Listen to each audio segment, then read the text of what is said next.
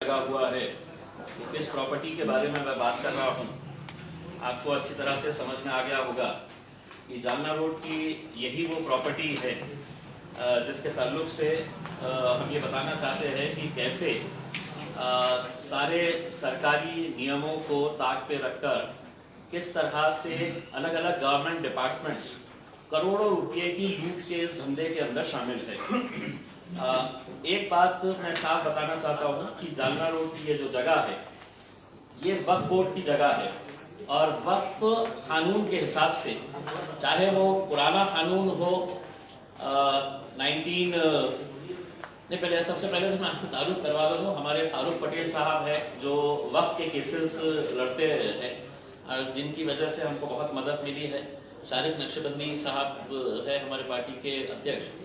तो वक्फ कानून के तहत कोई भी जमीन का को बेचा नहीं जा सकता है और ये सुप्रीम कोर्ट का भी ऑर्डर है, once a Waqf always a वक्फ। किसी भी हालत के अंदर वक्फ की प्रॉपर्टी आप लीज आउट कर सकते हैं लेकिन बेच नहीं सकते हैं। अब ये जो मामला है ये जालना रोड का तकरीबन 1 लाख स्क्वायर फीट का मामला है, 1 लाख स्क्वायर फीट। और जालना रोड के ऊपर रेट की कीमत क्या होगी आप अच्छी तरह से समझ सकते हैं। ये पूरी जमीन जो है ये कैलाश बाफना को ये अलॉट की गई थी, लीज के ऊपर उनको दिया गया था। जो मुतवल्ली थे सैयद शाह कुतुबुद्दीन, ये मुतवल्ली थे। इन्होंने इलीगल तरीके से 99 इयर्स के लीज के ऊपर कैलाश पेट्रोल पंप को दे दिया था, कैलाश बाफना को।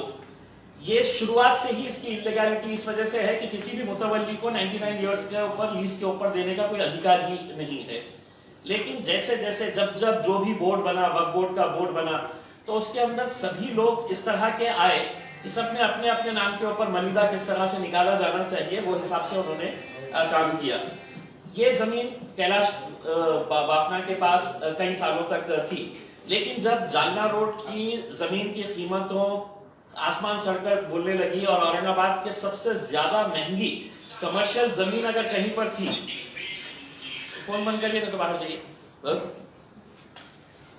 तो जब ये सबको पता चला कि जालना रोड की जमीन की कीमतों का रेट क्या हो गया है करके, तब है तो ये लोगों ने एक गेम प्लान रचा और उस गेम प्लान के तहत कि हम ये वक्फ बोर्ड की जमीन है तो कैसे बेच सकते हैं, इसका इन्होंने पूरी तरीके से कागजात तैयार किए। उनको कौन कौन से डिपार्टमेंट्स ने मदद की, ये आपको मैंने जो डॉक्यूमेंट्स दिया है उस डॉक्यूमेंट्स के अंदर ये है।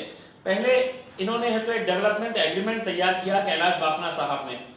किसके साथ तैयार किया? तो वो तैयार किया उन्होंने तापड़िया, जुगल किशोर तापड़िया और संजय कासलीवाल एसोसिएट्स, इनकी नाम की एक कंपनी थी। इन्होंने डेवलपमेंट एग्रीमेंट तैयार किया।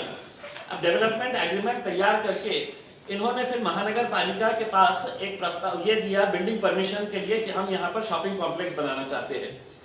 महानगर पालिका ने स्पष्ट तरीके से उनको ये कहा कि आप तो वक्फ बोर्ड से एनओसी लेके आइए, वक्फ बोर्ड की प्रॉपर्टी है करके। ये लिखित रूप के अंदर है, महानगर पालिका की पूरी फाइल है जिसके अंदर उन्होंने पूरा स्पष्ट बताया है कि आप वक्फ बोर्ड की एनओसी लेकर आइए करके।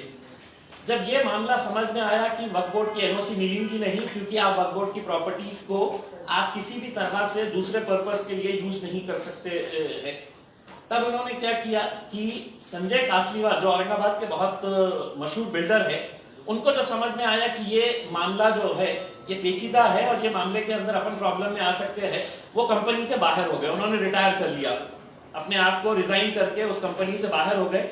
जुगल किशोर तापड़िया एंड संजय कासलीवाल एसोसिएट जो थे उसमें से संजय कासलीवाल बाहर निकल गए।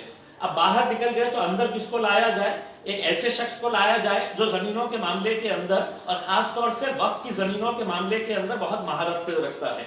तो इन्होंने लेकर आए यहाँ पर राजू लेखराज तनवानी को लेकर आए एज ए डायरेक्टर बोल के। उस कंपनी के अंदर संजय कासलीवाल की जगह राजू तनवानी साहब आ गए हैं। ये वही राजू तनवानी साहब है जो अमितेश कुमार पीरियड के अंदर बेगमपुरे की जमीन के ताल्लुक से कई महीनों तक वो जेल में रह चुके हैं। अब ये जब आए उसके बाद से किस तरह का महानगर पालिका ने ये कह दिया कि नहीं अब हमारे को एनओसी की जरूरत नहीं है। जो लीज डीड दी हुई है वो लीज डीड के अंदर एक क्लॉज है कि अगर मतलब ये हिंदुस्तान में कहीं पर भी इस तरह का क्लॉज किसी भी वक्फ बोर्ड की लीज डीड के अंदर नहीं है। जो इस लीज डीड के अंदर इन्होंने ये बताया है कि अगर वक्फ बोर्ड 1 महीने के अंदर एनओसी नहीं देती है तो जरूरत नहीं, ये लीज डीड को एनओसी समझकर है तो आपने बिल्डिंग परमिशन दे देना।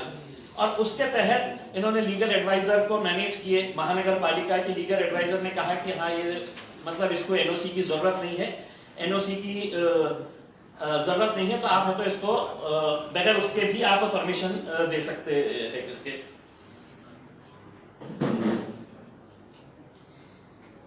इसका टेक्निकल मैं आपको एक बता दूं कि ये जो है 1964 के अंदर ये एग्रीमेंट हुआ था।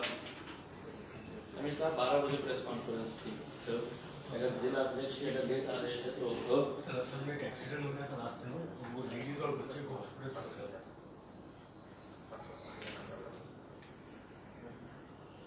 तो ये अगर देखा जाए तो इन्होंने क्या किए कि 1995 के अंदर आपका जो क्या नाम था इसका, कैलाश पेट्रोल पंप वालों ने ये जब साथ में मिलकर आए तो इन्होंने एक रेक्टिफाइड डीड बनाई। ऐसी डीड बनाई उन्होंने वक्फ बोर्ड के ऑफिसर्स को हाथ में लेकर कि 1964 से 99 इयर्स की लीज कब खत्म हो रही है, 1964 से तो वो 2063 को खत्म हो जा रही है 99 इयर्स की लीज के हिसाब से। इन्होंने 1995 के अंदर उसी लीज डीड को रिवाइज किया और ये कहा कि अब है तो 1995 से है तो हम और 99 इयर्स के लिए है तो हम ये लीज तैयार कर रहे हैं करके, जो मतलब अगेन इलीगल है क्योंकि वक्फ एक्ट के हिसाब से किसी को भी 3 साल से ज्यादा देने का अधिकार ही नहीं है। तो इन्होंने अपना बना लिए। 1995 के अंदर वक्फ बोर्ड का सीईओ जो भी होगा उसने है तो इनके साथ साठगांठ करके पूरा ये मामला कर लिया। अब ये जो मामला आया इसके बाद 96 में वक्फ बोर्ड को रियलाइज हुआ कि नहीं हमने तो 64 से दिए थे इनको जमीन, अब इन्होंने 1995 से है तो दोबारा है तो 99 इयर्स का लीज डीड एक्सटेंड कर दिए है करके। तो 96 के अंदर एक रजिस्टर्ड डीड फिर से तैयार हुई और उसके अंदर ये बताया गया कि नहीं आपका जो है वो 1964 से ही कैलकुलेट किया जाएगा। उस हिसाब से अगर देखा जाए तो 41 साल रहते थे, लेकिन अब इन्होंने बिल्डिंग परमिशन ले लिया, वहां पर जाकर है तो एक बड़ा कॉम्प्लेक्स तैयार हो गया। अब वो कॉम्प्लेक्स का जब किसी भी हालत के अंदर ये बेचा नहीं जा सकता है तो मैंने ये इसकी पूरी जानकारी बनाई और जानकारी बनाकर मैंने वक्फ के जो मंत्री है अल्पसंख्यक विकास व औकाफ, कौशल्य विकास व उद्योजकता जनाब नवाब मलिक साहब जो वक्फ के मिनिस्टर है, मैंने वक्फ के मिनिस्टर साहब को एक पत्र लिखा और उनको ये बताया कि साहब ये वक्फ की प्रॉपर्टी है और धड़ल्ले से इसकी खरीदो फरोख्त चालू है, करोड़ों रुपये का इसके अंदर लेन देन चल रहा है, करोड़ों रुपये के अंदर छोटी छोटी दुकानें बेची जा रही है करके। तो उन्होंने मुझे एक लिखित रूप के अंदर रिप्लाई दिया है, वो रिप्लाई की कॉपी भी मैंने आपको अटैच किया हूं, जो दिसंबर 2020 को आया, यानी कि कुछ दिन पहले ही ये पत्र, 1 महीना भर पहले ही मेरे को ये पत्र मिला। अगर ये पत्र को पढ़ेंगे तो उन्होंने बताया कि कैसा कैसा इसके अंदर ये मामला है। इसमें सिर्फ आखिरी का जो एक लाइन है, वो आखिरी की लाइन ये है, सदर जागे संदर्भात कोणतेही खरेदी विक्रीचे व्यवहार करण्यात येऊ नयेत असे जाहीर प्रकटन वक्फ मंडळाने काढले आहे। यानी कि वक्फ बोर्ड बोल रहा है कि ये इसकी जमीन के ऊपर कोई भी इसके ऊपर खरीदो फरोख्त हो नहीं सकती है, कोई इसको बेच नहीं सकता है। हमने ऐसा जाहिर प्रकटन दिए। अब मैं वक्फ बोर्ड के अधिकारियों से विनती करना चाहूंगा कि आप बताइएगा कि ये जाहिर प्रकटन कहां पर दिए हैं आपने। और जाहिर प्रकटन नहीं, वक्फ एक्ट के हिसाब से ये है, अगर आप कहेंगे कि हमने कोई तो का साप्ताहिक पेपर के अंदर दे डाले हैं, कोई तो का छोटे मोटे पेपर के अंदर, वक्फ एक्ट स्पेसिफिकली बोलता है कि अगर किसी को भी लीज दे रहे हैं तो आप उसके अंदर नेशनल डेली के अंदर और एक रीजनल टॉप डेली के अंदर है तो आपको है तो ये देना पड़ेगा कि हम ये लीज है तो इनको दे रहे हैं करके। ऐसा नहीं किया गया है। अब नवाब मलिक साहब ने बोले हैं तो मैं ये मानकर चलता हूं कि उन्होंने दिए होंगे, तो अब ये वक्फ बोर्ड की जिम्मेदारी है उन्होंने बताना कि जाहिर प्रकटन कहां पर दिए हैं करके। ये मामला जो है, जब ये मामला वक्फ बोर्ड के जरिए और इनके जरिए कोर्ट में गया तो वक्फ ट्रिब्यूनल का मतलब ये होता है कि जो वक्फ ट्रिब्यूनल का जो जज होता है वो डिस्ट्रिक्ट रैंक का, डिस्ट्रिक्ट जज के रैंक का होता है। तो वो ये मामला जब कोर्ट के अंदर गया कि इसके अंदर ये 1964 की लीज लीगल है क्या, 1995 के अंदर जो रिवाइज किया गया है ये लीगल है या इलीगल है करके, तब है तो ए शाहपुरे साहब चेयरमैन है जो वक्फ ट्रिब्यूनल के, और जिनका रैंक डिस्ट्रिक्ट जज के बराबर होता है, इन्होंने अपना ऑर्डर पास किए। ये कब का ऑर्डर है? ये 2018 के अंदर उन्होंने पास किए, और उस ऑर्डर के अंदर उन्होंने ये कहा है, it is hereby declared that lease deed dated 1911-1964 executed by the Mutawallis of the Dargah Hazrat Daud Ganj Lashkar Maghrabi Auliya Sahab and modified lease deed dated 2/6/1995 registered in the office of Sub Registrar Aurangabad executed by the Mutawallis of the Dargah with the consent of the board in respect of the suit property are void ab initio and are no effect। यानी कि इसका मतलब ये होता है कि शुरुआत से ही 1964 से ये जितना भी ये मामला है ये पूरा टोटल ही ये बोगस है, इलीगल है। It is further declared that the permission for construction on the suit property granted by Aurangabad Municipal Corporation to the defendant is illegal and void। यानी कि इसके अंदर कोई भी मतलब नियम का ये नहीं किया गया है।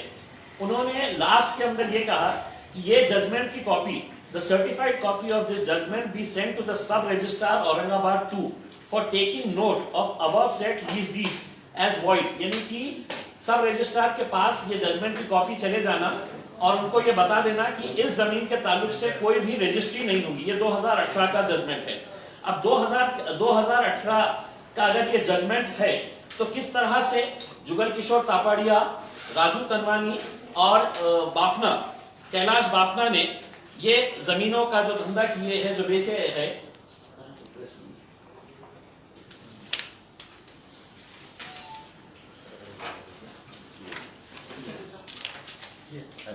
ये इसमें मैंने अगर 2018 के अंदर अगर ये है तो मैंने पूरे रजिस्टर्ड कॉपी जो है उसके अंदर लगाया है।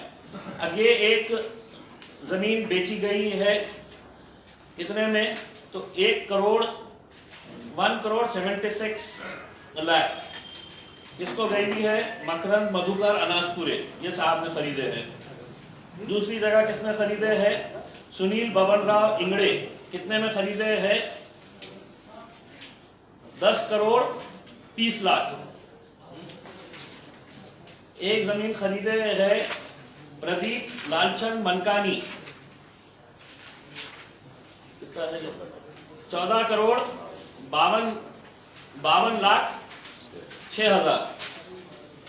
एक जमीन खरीदी गई है विनोद लक्ष्मण दास चोटलानी, 9,27 लाख। अच्छा, खास बात यह है कि ये लीज डीड ट्रांसफर नहीं हुई है। ये जो जमीन बेची गई है ये सेल डीड है, जबकि कोर्ट ने कहा है कि रजिस्ट्री ऑफिस में किसी भी तरह का कोई सेल डीड नहीं करना चाहिए। दूसरी है 10,80 लाख सुनील चोटलानी, 8,18 लाख अजंता ट्रांसपोर्ट कंपनी दीपक पिता राजेंद्र जिंदल, 1,20 लाख मोहम्मद रियाजुद्दीन मोहम्मद मजहरुद्दीन, इन्होंने खरीदे हैं। 1,20 लाख ये फिर मोहम्मद रियाजुद्दीन, ये सब खरीदे हैं। ये इसका अगर पूरा अगर बिल्डिंग का अगर हिसाब अगर निकाले तो ये कितने में गया है करके, ये रजिस्ट्री की जो रेट है वो रजिस्ट्री का रेट आप ये समझ लीजिएगा कि वाइट के अंदर महज 30 to 40%, या हम ज्यादा से ज्यादा अगर पकड़ रहे तो हम 50% पकड़ के चलिएगा कि वाइट के अंदर 50% का। क्योंकि ये जमीन लेने के अंदर, ये दुकानें लेने के अंदर मेरा भी एक करीबी आदमी था जिसके पास से मैंने पूरा डिटेल्स लिया कि तुमने ब्लैक में कितना दिए, व्हाइट में कितना दिए। तो ऑलमोस्ट 50% अमाउंट जो है वो व्हाइट के अंदर दिखाया गया है और 50% ब्लैक के अंदर, यानी कि ये तीनों ने मिलकर आपस के अंदर ब्लैक के अंदर। तो इसका अगर पूरा हिसाब अगर निकाला जाए तो एक अंदाजे के हिसाब से, हमारे अंदाजे के हिसाब से ये 100 करोड़ के ऊपर जा रहा है, 105 करोड़ के करीब ये आ रहा है। गिरी पड़ी हालत के अंदर हम बोलेंगे कि भाई 100 करोड़ भी अगर पकड़ ले तो 100 करोड़ के हिसाब से ये पूरा मामला सामने आया है। इसके लिए वक्फ बोर्ड की जो जमीन है वो जमीन के बदले में हम आपको ये परमिशन दे रहे हैं, आपने वहां पर क्या कॉम्प्लेक्स बनाने का है आप बनाइए। वक्फ बोर्ड को आपने क्या देना चाहिए? तो वक्फ बोर्ड को कितना पैसा मिला है आप लोगों को सुनकर हैरानी होगी कि वक्फ बोर्ड को टोटल इनके तरफ से कितना पैसा देने का निर्णय लिया गया, तो 6 लाख रुपये 6 लाख रुपए में से वक्फ बोर्ड को मिलेंगे महज 1.5 लाख रुपए, 1,50,000 रुपए जो उन्होंने दे दिए कैलाश बाफना साहब ने और उनकी पूरी टीम ने, 1.5 लाख रुपए, और 4.5 लाख रुपए मिले डायरेक्ट मुतवल्ली को। यानी कि जिस जमीन के ये 100 करोड़ बना रहे हैं, ये वक्फ की जमीन जो गरीबों की है, यतीमों की है, बेवाओं की है, वक्फ बोर्ड को मिल रहा है 1.5 करोड़। अब मेरी मांगनी ये है, और इस मांगनी के लिए मैंने पिछले तकरीबन 1.5 साल से मैं लगातार इसके लिए फॉलो कर रहा हूं। मेरे पास पूरे डॉक्यूमेंट्स है। किसी ने कहा कि आप प्रेस कॉन्फ्रेंस ले लेंगे तो वो लोग है तो पूरा मामला डॉक्यूमेंट चेंज कर डालेंगे, टेम्परिंग कर डालेंगे। मेरे पास पूरे ओरिजिनल डॉक्यूमेंट्स है। ये मामला जैसे ही हमको पता चला तो मुझे किस तरह का प्रेशर आया है, किन किन लोगों की तरफ से आया है, कौन कौन से धरना सेठों ने मुझे फोन कर कर कहा है कि साहब मिल लीजिएगा, एक बात कर लीजिएगा करके, उसमें ये सब हुआ। उसके बावजूद मैंने कल के दिन महाराष्ट्र के गृह मंत्री अनिल देशमुख साहब से एम्बेसडर होटल के अंदर गया, पूरे डॉक्यूमेंट्स लेकर गया, पूरे चीजें बताया उनको, और ये बताकर उनको ये कहा कि साहब ये इसके अंदर अगर सिर्फ एक प्रॉपर्टी के अंदर अगर 100 करोड़ रुपए का ये मामला है, इसके अंदर कौन कौन लोग शामिल है, तो महानगर पालिका का जो टाउन प्लानिंग सेक्शन है उनके अधिकारी शामिल है, जो विदाउट ऑब्टेनिंग द एनओसी इनको दे देते हैं, वो लीगल एडवाइजर उस वक्त जो भी रही होगी वो उसके अंदर शामिल है, और इनको कितना कितना पैसा दिया गया है ये भी मैंने कहीं ना कहीं से निकाला हूं कि किन किन लोगों को कैसा कैसा बांटा गया है। साथ ही साथ रजिस्ट्री ऑफिस के अंदर ये बंधन कारक होता है, ये कोर्ट में जजमेंट दो या ना दो, ये एक्ट के हिसाब से अगर कोई भी किसी की भी जमीन लेके जाके अगर वहां पे अगर रजिस्टर कर देगा, उसमें आपकी खाली जमीन पड़ी है, मैंने जाके कहा कि मेरी रजिस्ट्री कर दो, तो कर, आपको जिस किसी की भी जमीन है उसकी एनओसी होना पड़ता जरूरी है, कंपलसरी है। एक एक रजिस्ट्री के पीछे मुझे जो बताया गया है, रजिस्ट्री ऑफिस के अंदर विदाउट एनओसी के हम रजिस्टर करके देंगे आपको 25-25 लाख रुपए एक एक रजिस्ट्री के पीछे रजिस्ट्री ऑफिस के अंदर दिए गए। और मैं पूरी जिम्मेदारी के साथ ये कह रहा हूं, 25 लाख रुपए आपने देना, हमारे को वक्फ बोर्ड की एनओसी की जरूरत नहीं है, जो कानून के हिसाब से बंधन कारक है, जो कोर्ट के आदेश के हिसाब से बंधन कारक है कि आपने ये जमीन का कोई भी खरीदो फरोख्त नहीं होना चाहिए, क्योंकि ये वक्फ की जमीन है, कोर्ट ने भी कहा और रूल के हिसाब से भी है। अब आप अंदाजा लगाइएगा कि तकरीबन मेरे हिसाब से 80 के करीब शॉप्स वहां पे निकले हैं, 25-25 लाख के हिसाब से रजिस्ट्री ऑफिस के जितने भी अधिकारी हैं, कल से उनकी नींद उड़ी हुई है जब से मैंने उनको ये दिया हुआ हूं, वो भी हाथ पैर मार रहे हैं कि किस तरह से इसको मामले को। साथ ही साथ जो लैंड रिकॉर्ड ऑफिस है वो लैंड रिकॉर्ड ऑफिस, और सबसे ज्यादा इसके अंदर अगर कोई दोषी है तो ये जगह के मुतवल्ली मतलब ये होता है कि वक्फ की जमीन हम आपको दे रहे हैं, आप उसके केयरटेकर हैं। ये जितने भी मुतवल्लियां हैं ये समझ रहे हैं कि ये जमीन हमारे बाप की जागीर है करके, तो इसको बेच डालो, अपने को पैसा चाहिए, चलो ये टुकड़ा तुम ले लो करके। तो वक्फ बोर्ड के अधिकारी, वक्फ बोर्ड के कर्मचारी, मुतवल्ली, महानगर पालिका के अधिकारी, रजिस्ट्री ऑफिस के अधिकारी, लैंड रिकॉर्ड्स के अधिकारी, ये सब लोग इसके अंदर दोषी है। मैंने पूरा सबूत के साथ तो दिया है। गृह मंत्री साहब ने कल ही कमिश्नर साहब को आदेशित किया, उनको बताया कि इसके लिए है तो डिटेल के अंदर छानबीन जा करके इसकी इंक्वायरी करें। अब मुझे मालूम है कि ये लोग कितने धन्ना सेठ है करके, अगर ये सिर्फ एक छोटी सी रजिस्ट्री के लिए 25 लाख रुपए दे सकते हैं तो ये किस लेवल के ऊपर कहां मैनेज कर सकते हैं ये भी मुझे मालूम है। अब मैं ये बता रहा हूं, अब ये या तो हमने ये प्रेस कॉन्फ्रेंस ले ले और खत्म कर दे मामला, इसके बाद कोई कार्रवाई ही ना हो करके। मैंने इसके अंदर स्पष्ट तौर के ऊपर लिखा है, अगर आप पढ़ेंगे जो निवेदन मैंने दिया हूं, इसका जालना रोड औरंगाबाद या वक्फ बोर्डाच्या जागेवर अवैधरित्या अतिक्रमण करून बेकायदेशीर व नियमबाह्य बांधकाम करून जवळपास 100 कोटी रुपयांचा महाघोटाळा करणाऱ्यांची व त्यांना प्रत्यक्ष व अप्रत्यक्षरित्या सहकार्य करणाऱ्या सर्व अधिकाऱ्यांविरुद्ध फौजदारी गुन्हे नोंदविण्यात यावे, अन्यथा मी स्वतः खासदार या नात्याने दिनांक 26 फेब्रुवारी 2021 रोजी सामूहिक आमरण उपोषण करणार असून कायदा व सुव्यवस्थेचा प्रश्न निर्माण झाल्यास त्याची सर्वस्वी जबाबदारी प्रशासनाची राहील और मैं अकेले नहीं बैठने वाला हूं। हमने ये तय किए हैं कि कम से कम मेरे साथ 26 फरवरी को 1000 लोग हम जिला अधिकारी के सामने बड़ा पेंडॉल लगा के 1000 लोग, उसकी नोंदनी हमने करना शुरू कर दिए थे।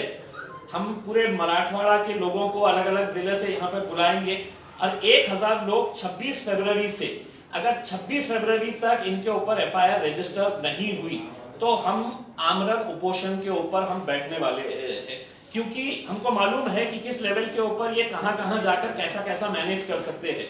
मुझे पुलिस कमिश्नर के ऊपर पूरा विश्वास है कि उन्होंने एक अच्छा ऑफिसर डेप्यूट करेंगे और इस मामले के अंदर बहुत ज्यादा कायदे कानून की जाने की जरूरत नहीं है, आपको इंक्वायरी करने की जरूरत नहीं है। हमारे साथ अगर उनका इंक्वायरी ऑफिसर 1 घंटे के लिए भी अगर बैठ गए, हमारे वकील साहब के साथ बैठ गए, तो मैं समझता हूँ ये दूध का दूध पानी का पानी हो जाएगा। और ये मामला, अगर आप समझ रहे हैं कि हम सिर्फ यही मामला ले रहे हैं, देखिए दिक्कत हमारे साथ ये हो रही है कि हमने इससे पहले क्रांति चौक की जगह के मामले में हम आवाज उठाई, वहां पर गए, हमने जो भी तोड़फोड़ हुई, वहां पर हंगामा हुआ, पुलिस ने हमारे ऊपर केस रजिस्टर हुआ। आज उसकी स्टेटस क्या है? वो वही लोग अतिक्रमण करके बैठे हुए हैं जिनको हमने हटाना चाह रहे थे, वहां से हटाना चाह रहे थे। हमारे उसको के अंदर हमारा क्या हुआ, तो हमारे ऊपर केसेस रजिस्टर हुए। अब हमको हर 8 दिन को है तो कोर्ट में जाकर हाजिरी देना पड़ता है कि वहां पे आपने क्रांति चौक के ऊपर तोड़फोड़ किए है करके। ये जमीन क्यों नहीं वापस मिली? तो उस वक्त भी वक्फ बोर्ड के जो CEOs होंगे, वक्फ बोर्ड के जो अधिकारी होंगे, सेक्रेटरीज होंगे, ये सब इसके अंदर मिले हुए हैं। अब आप 100 करोड़ के अंदर आप अंदाजा लगा लीजिएगा कि इसके अंदर बंटवारा कैसा हुआ होगा उसमें। हमारा यही एक मांग है कि इस ताल्लुक से प्रशासन ने, सरकार ने गंभीरता से इस मामले को लेकर, अगर इनके ऊपर FIR रजिस्टर नहीं करती है तो हम बड़ा आंदोलन चलाएंगे, हम भूख हड़ताल के ऊपर। मैं खुद एक खासदार की हैसियत से मैं वक्फ बोर्ड की जमीन को बचाने के लिए मैं खुद अपने 1000 लड़के, हमारे पार्टी के सीनियर लोग या जनरल जो पब्लिक है, उसके ये राजनीति का मुद्दा नहीं है। वक्फ की जमीनें जो है ये गरीब यतीम बेवाओं के लिए है। जालना रोड के ऊपर अगर आप देखेंगे, आधे से ज्यादा जमीन जो है वो वक्फ की है। वहां पर कौन बैठा हुआ है? तो कोई धन्ना सेठ बैठे हुए हैं। यही जमीन के बाजू देख लीजिएगा कौन बैठा है, यही जमीन के ये तरफ देख लीजिएगा, सब वक्फ की जमीन है। मुतवल्लियों ने बेच दिए और बेचने के बाद ये धड़ल्ले से इसकी रजिस्ट्री डी ये वो सब होती जा रही है। अब हम यही उम्मीद करते हैं कि सरकार इसको संजीदगी से लेगी और एक्शन लेगी।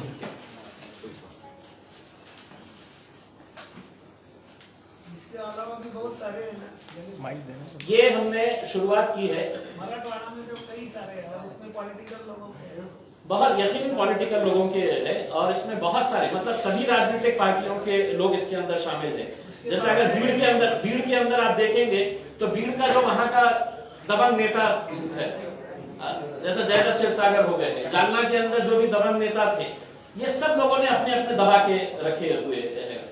अब हमने इसकी शुरुआत की है और ये शुरुआत करके हम यकीनन औरंगाबाद के अंदर खुद मैं तमाम वो लोगों को जिन्होंने ये वक्फ की जमीनों के ऊपर ये इस तरह के प्रोग्राम, अभी और एक तकरीबन 130 एकड़ जमीन का एक मामला है जिसके अंदर औरंगाबाद के बड़े बड़े धन्ना सेठ लोगों ने है तो एक कंपनी फॉर्म करके है तो उसके ऊपर वहां पर बहुत बड़ा एक वो बना रहे थे। हमारी तो पूरी कोशिश रहेगी साहब कि ये पूरे लोग, ये लोगों ने जेल जाना चाहिए और अगर जेल नहीं जाएंगे तो फिर आंदोलन कैसा छेड़ने का है ये हमने इसकी पूरी तैयारी करके रखे हुए हैं। तो शुरुआत यहाँ से हुई है, इसके बाद भी मतलब बहुत सारे केसेस हम स्टडी कर रहे हैं। चुकीच्या पद्धतीने त्या रजिस्ट्री केलेल्या आहेत रजिस्ट्री ऑफिस मधून, तर तो जो ऑनलाइन डेटा असतो तो सबमिट करावा लागतो, तो झाला कसा, त्याच्यातलं टेक्निकली त्याने कसं फसवलेलं आहे? नाही, वक्फ बोर्डाची जमीनची खरेदी विक्री होऊ शकत नाही, मतलब हे स्पष्ट आहे, मतलब त्याच्यामध्ये काही वेगळं सांगण्याची गरज नाही आहे। वक्फ बोर्डाची जागा जे आहे ना ते लीज डीडवर देऊ शकता तुम्ही की इतक्या वर्षासाठी 3 वर्षासाठी आम्ही तुम्हाला हे लीजवर देतो, तुम्ही तुम्हाला तिथे जे कारोबार करायचे आहे ते कारोबार करा, त्याच्यानंतर ते रिन्यू होऊ शकतं। पण आपण बघा याच्यामध्ये की डायरेक्ट सेल डीड करण्यात आलेली आहे, डायरेक्ट सेल डीड। आता रजिस्ट्री ऑफिसला हे कंपल्शन आहे की आपण कोणतीही जमीन ट्रान्सफर करताना ज्या डिपार्टमेंटची आहे ते जिल्हाधिकाऱ्याची असेल, गव्हर्नमेंटची लँड असेल, कुणाला दिली असेल किंवा महानगरपालिकाची जागा, तर ते त्यांची NOC हे कंपल्शन होती। पण एका रजिस्ट्रीसाठी 25-25 लाख रुपये सिर्फ रजिस्ट्री ऑफिसला एका दुकानासाठी 25-25 लाख रुपये रजिस्ट्री ऑफिसने घेतलेले आहे। तर तुम्ही याचा एक आकलन करा की किती मोठा हे आहे। आणि मला तर हे विचारायचं आहे की तापडिया साहेबांनी जे आता ते खूप आजारी आहे, का हे केलेलं आहे, आता हे फायनल डेज मध्ये आपण का असं करावं, मला दुःख हे वाटतं की आता इतकं त्यांनी पैसे कमवलेले आहे, जाता जाताना हे इतकं हे.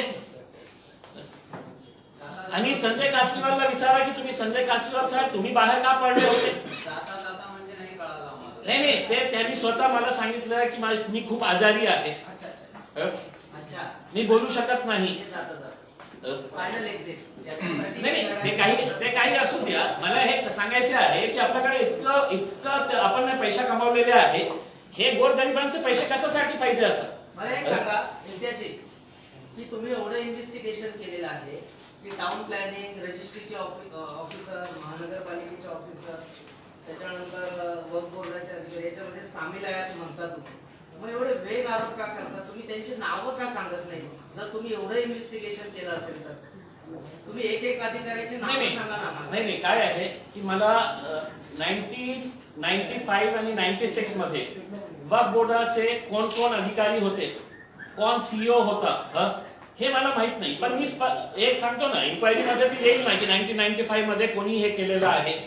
जे टाउन प्लॅनिंग रेकॉर्ड, टाउन प्लॅनिंगचे ही 2003 ला कोण लीगल ऑफिसर होती, मी वर्ष सांगतो ना. ते इन्क्वायरी मध्ये आपण इन्क्वायरी केली, पोलिसांनी इन्क्वायरी केली तर ते स्पष्ट होतील ना. आणि मी संजय कासनीवाल जे बाहेर पडले, त्यांच्या या केसमध्ये काही संबंध नाही. कारण त्याला कळालं होतं की बाबा यामध्ये आपण भागडीत पडायचं नाही, आपण जेलमध्ये जाऊ शकतो, ते बाहेर पडले. कागलीवाल त्यांचे नाव घेतो ना मी. दुसरं म्हणजे राजू तनवानी यांचं नाव घेतो ना मी. हे सगळं करत असताना ही पॉलिटिशियनची नावं झाली. टाउन प्लॅनिंग मध्ये काही तुमच्या इन्व्हेस्टिगेशन मध्ये काही अधिकारी आढळले असतील. नाही, हे बघा, महानगरपालिकाची संपूर्ण फाईल आहे. आता त्याच्यावर जे सिग्नेचर्स आहे ते मला एक सिग्नेचर मला कळाली की कोण होतं टाउन प्लॅनिंग मध्ये. तर त्यावेळी एक चांबले म्हणून कोणी आहे, त्याची सिग्नेचर आहे याच्यावर. चांबले असे इनिशियल्स आहे त्यांचे. आता लीगल ऍडवायझर कोण आहे, म्हणजे याचा अर्थ हे नाही आहे की मी त्याचं नाव घेत नाही. आता इन्क्वायरी जेव्हा होईल तर ते कळेल ना की हे सिग्नेचर कोणाची आहे करते. हे मला आता मी सांगू शकत नाही की हे सिग्नेचर कोणाची आहे, पण हे सगळे डॉक्युमेंटेड आहे, हे महानगरपालिकेचेच आहे. गृहमंत्र्यांना तक्रार दिलेली आहे. मात्र याचा सक्षम विभाग जो आहे हा जो प्रकार आहे तो पोलिसांकडचा नाही, तर हा म्हणजे महसुली प्रकार येतो किंवा त्याच्या स्वरूपाची तुम्ही कुठे तक्रार केली आहे का, न्यायालयात जाणार आहात का, कसं काय. नाही, मी हे जे कंप्लेंट केलेली आहे. आता एक गोष्ट हे होऊ शकतं की जेव्हा ट्रिब्युनलने हे दिलं, एक जजमेंट दिलं 2018 ला वक्फ ट्रिब्युनलने की हे सगळं इलिगल आहे, याच्यामध्ये आपण रजिस्ट्री ऑफिसला इन्फॉर्म करा की याच्या बाबतीत कोणताही सेल डीड अग्रीमेंट होणार नाही.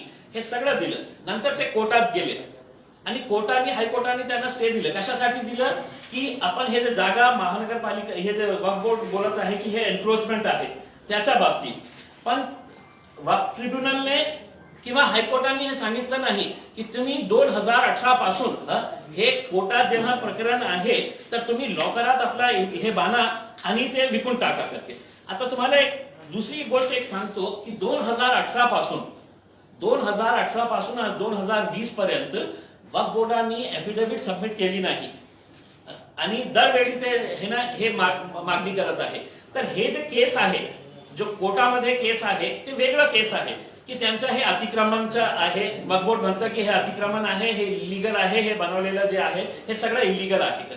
पण आमच्या जे आहे कोर्टांना आदर करून आम्ही हे सांगतो की आम्ही जे हे आज पत्रकार परिषद घेतलेली आहे त्या बाबतीत नाही.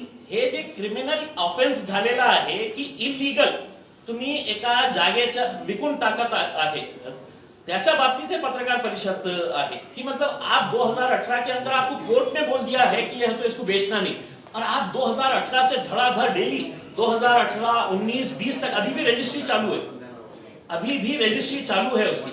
यानी कि इसका मतलब यह है कि वक्फ बोर्ड ने बोला कि हम खामोश बैठते हैं, तुम जल्दी से निकाल दो, जितने बेच सकते हो उतने बेच डालो, हमारे को क्या देना है दे डालो करके.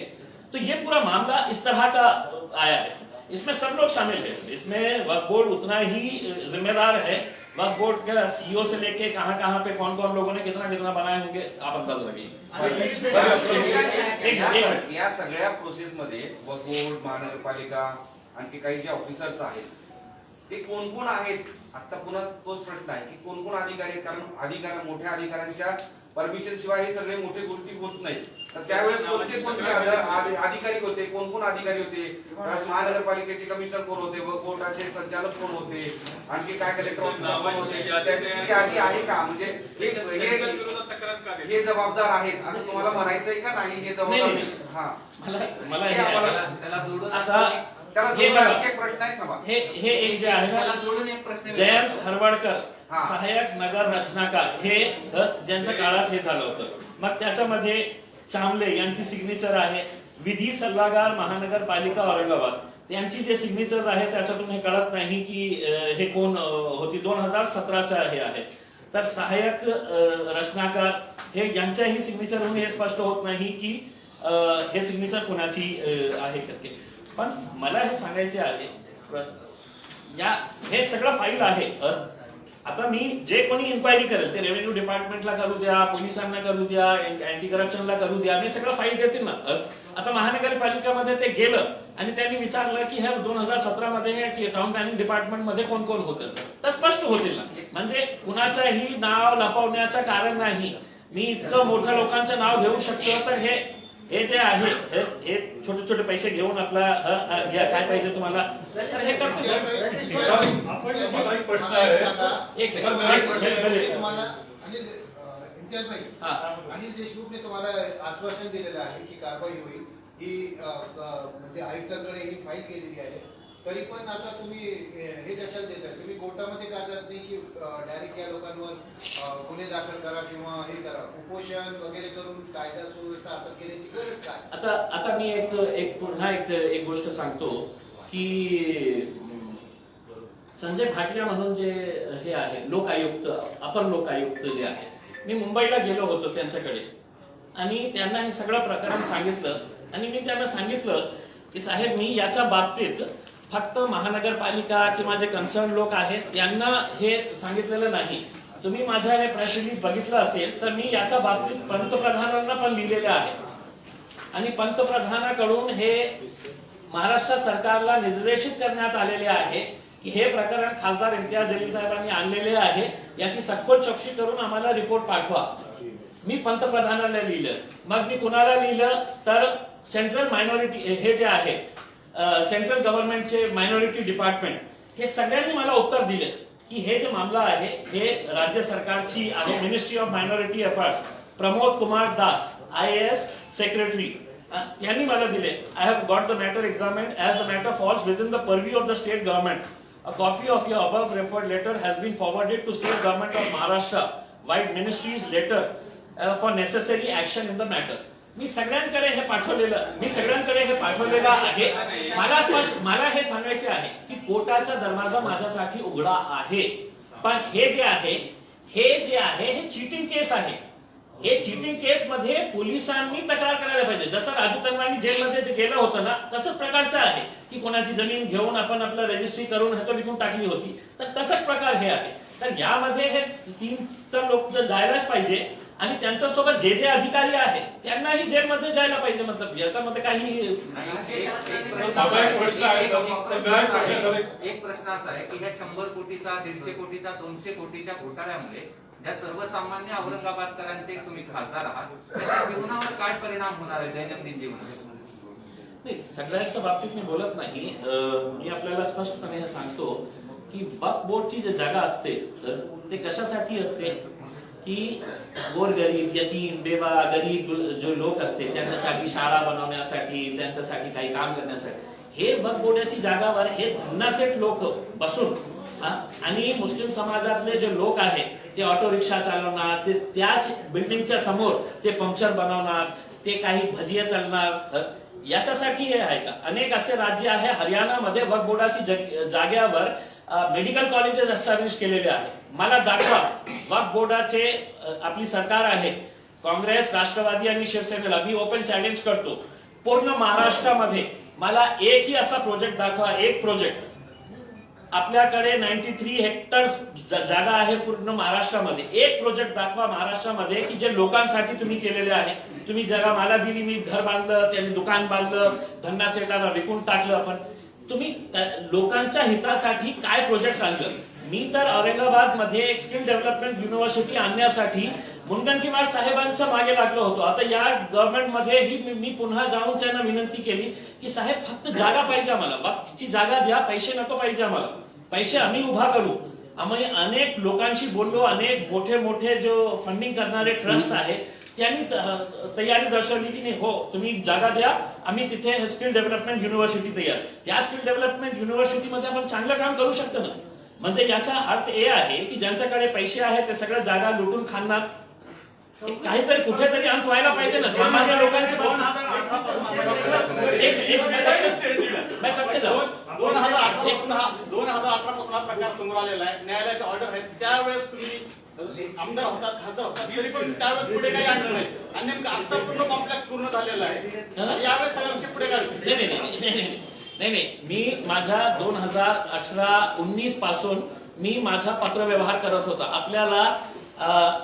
आपल्याला आश्चर्य वाटेल, एक खासदार या नात्याने जेव्हा मी पत्र लिहितो महानगरपालिकाला की मला याच्या बाबतीत आपण डिटेल्स दिया करते की तुम्ही परमिशन दिली होती का, कोणत्या आधारावर दिली होती, मला 4 पत्र पाठवावे लागले, 4 पत्र. आणि सगळं त्याचा उल्लेख मी दिलेला आहे की कोणकोणत्या महिन्यामध्ये मी पाठवलेले आहे.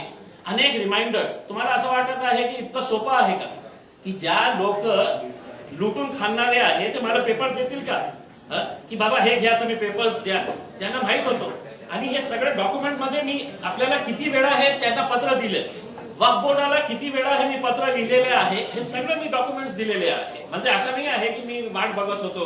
आपण जे कागद दिलेले आहेत ते लीज डीड आहेत का सेल डीड आहेत? म्हणजे याच्यावर तर लीज म्हणजे भाडेपट्टीचं हस्तांतरण असा उल्लेख आहे. आपण वारंवार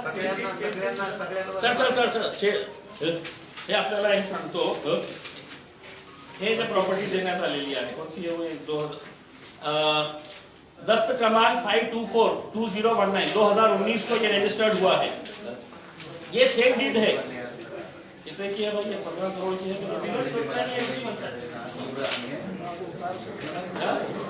1 करोड़ 50 लाख. ये सेल डीड है सर. लीज म्हणजे भाई लीजला तुम्हाला वक्फ बोर्डाने जागा दिलेली आहे, ठीक आहे, एका उद्दिष्टासाठी दिलेली आहे. तुम्हाला कोणताही अधिकार नाही आहे, कोणताही अधिकार या नियमाप्रमाणे. असे काय उद्दिष्ट होते हे काही तुमच्या समोर आलेत का? कोणत्या उद्दिष्टासाठी ती जागा यांना भाडेतत्वावर देण्यात आली? आता ते काय आहे की त्यांचा बिझनेस होता. मग 1995 मध्ये जेव्हा त्यांनी रिवाइज केली तर त्यामध्ये स्पष्ट लिहिलेलं आहे की तुम्ही तुमचं गोडाऊन तिथे बांधू शकतो, तिथे तुम्हाला जे आपल्या बिझनेस एक्सपांड करण्यासाठी पाहिजे तर तुम्ही करू शकता. पण मला जागा मिळाली, मी एक ऍप्लिकेशन देतो की साहेब मी खूप गरीब आहे, मला हे जागा द्या, मी देतो आणि मी फारुख पटेल साहेबांना ते विकून टाकतो की साहेब तुम्ही घ्या आता. आणि मी काय करतो की त्यांच्याकडून 1-2 कोटी रुपये देतो आणि तुम्ही पण घ्या. हे असं नियमाप्रमाणे चालतच नाही. लीज ही नाही चालत किंवा सेल डीड तर चालतच नाही.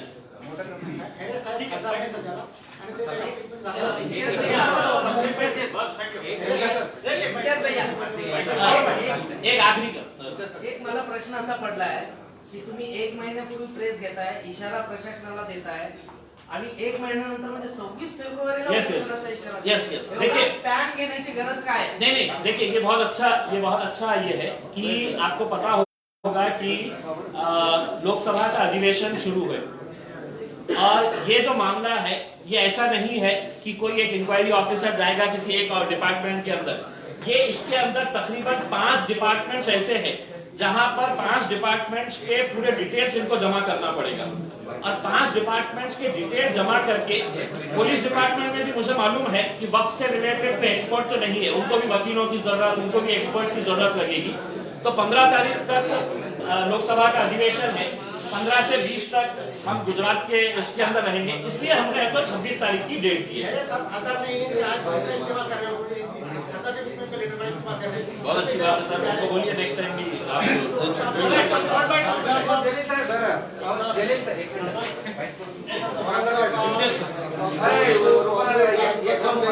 रहा है और आप पे इल्जाम है कि आपने उस पे हावी बनी। मैं साफ तरीके से ये बता दूं कि मैं टोटली इस बात के विरोध में हूँ कि वक्फ बोर्ड का ऑफिस औरंगाबाद से कहीं पर भी दूसरी जगह पे हटाया जाए। सबसे ज्यादा वक्त की जमीनें जो है वो मराठवाड़ा के अंदर है और मराठवाड़ा के अंदर औरंगाबाद में ही वक्फ बोर्ड का ऑफिस रहना है। ये स्पष्ट तरीके से ये गलत खबर फैलाई गई है कि मैंने इसका समर्थन किया है। मैं कट्टर विरोधी हूँ इस बात का कि यहाँ से वक्फ बोर्ड नहीं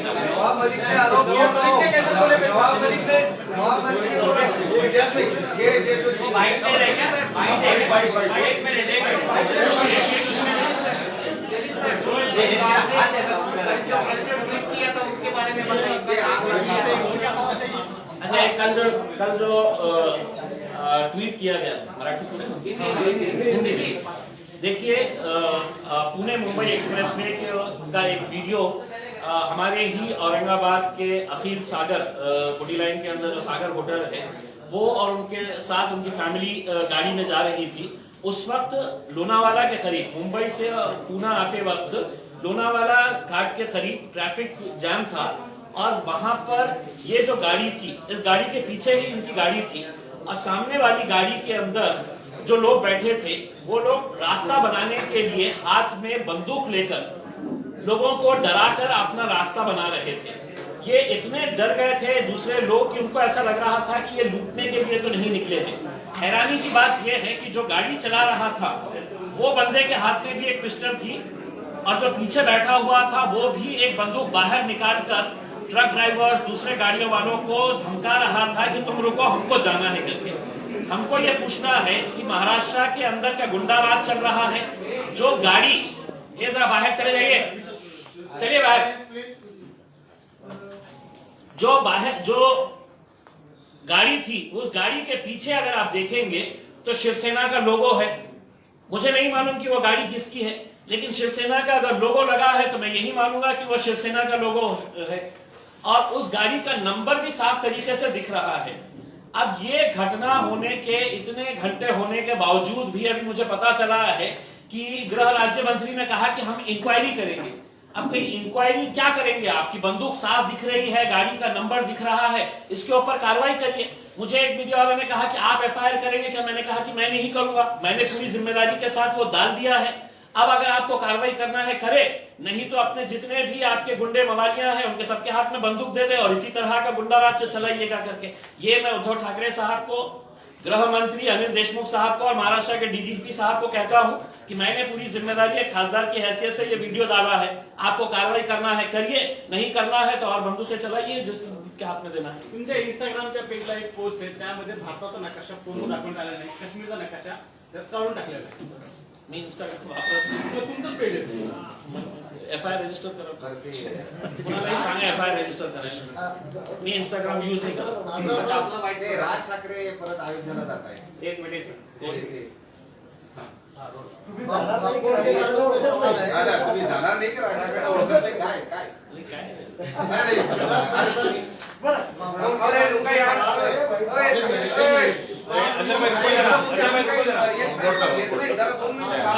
स्मार्ट सिटी प्रोजेक्ट के तहत वक्फ की जमीन पे कब्जे किए जा रहे हैं, इमारतें मस्मार की जा रही है और उसका कोई देखिए, अगर वक्फ बोर्ड की जगह के ऊपर हो रहे हैं तो वक्फ बोर्ड का पूरा हेड ऑफिस यहाँ पर बैठता है, औरंगाबाद में बैठता है। अगर वो लोगों ने ये तय करे हैं कि हम यहाँ पर है तो सिर्फ पैसा खाने के लिए बैठे हैं, बाकी जिसको लूटना है खाना है सब खा लीजिएगा करके, तो जब उनकी जगह है उनको तकलीफ नहीं हो रही है तो अब ये उम्मीद कर रहे हैं कि नहीं हम सब खाएंगे और इम्तियाज अली में जाके है तो रुकाना लड़ना है करना है करके बात करिए।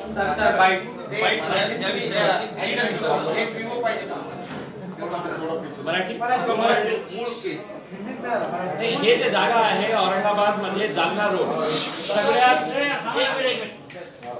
सगळ्यात जास्त पैशाची जागा, सगळ्यात कॉस्टली जागा कुठे असेल औरंगाबाद मध्ये तर ते जालना रोडची जागा आहे आणि त्या जालना रोडची जागावर कैलाश बाफना, जुगल किशोर तापाडिया, राजू लेकास तनवानी हे तिघांनी मिळून कशा प्रकारे या वक्फ बोर्डाची जागा विकून टाकलेली आहे हे सगळे पुरावे सहित मी दिलेले आहे।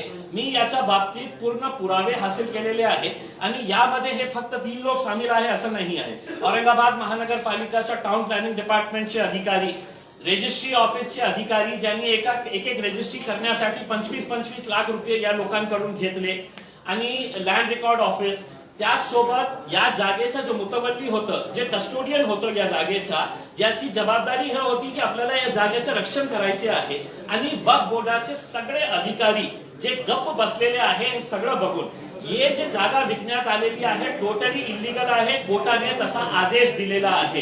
कोर्टाने हे सांगितलेलं आहे की याची रजिस्ट्री होऊ नये, तरी सुद्धा रजिस्ट्री होत आहे आणि हा सगळा प्रकार 100 कोटी रुपयाचा आहे आणि त्याच्या बाबतीत मी महाराष्ट्राचे गृहमंत्री अनिल देशमुख साहेबांना स्वतः भेटून हे सगळं दस्तावेज दाखवून एका उच्चस्तरीय जांचची मागणी केलेली आहे आणि त्यांनी मला आश्वासन दिलेलं आहे पोलीस कमिशनरामार्फत की आम्ही याची सखोल चौकशी लावून जे कोणी दोषी असतील त्याच्यावर कारवाई करू आणि नाही कारवाई केली तर 26 फेब्रुवारी पासून मी 1000 कमीत कमी 1000 लोकांसोबत जिल्हाधिकारी समोर मी आमरण उपोषणवर बसणार आहे.